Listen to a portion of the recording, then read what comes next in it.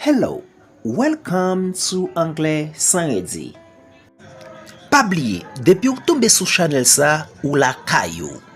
Let's jump! How can I say it in English? How can I say it in English? Koman mwen ka dil en anglais? I forgot it. I forgot it. Mwen te bliye li. Let me see. Let me see. Kite mwe. Why don't you come? Why don't you come? Pou ki sa ou pa vini? Stop playing with me. Stop playing with me. Sispan jwe avem. He's so happy. He's so happy. Li telman kontan. What are you talking about? What are you talking about? De ki sa wap pale? I don't feel well. I don't feel well. Mwen pa sentim bien.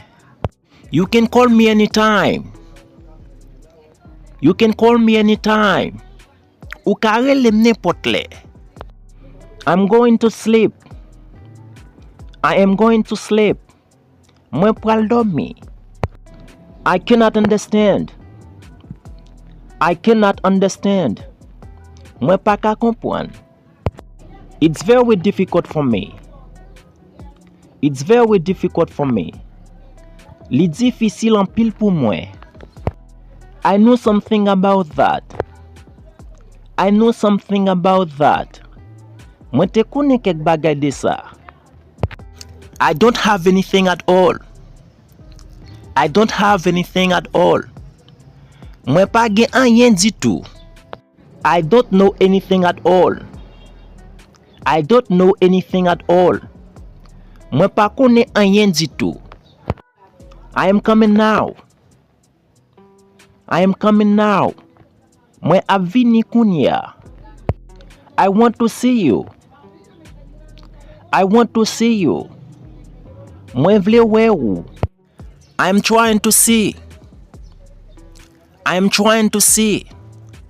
Mwen ap eseye pou mwe.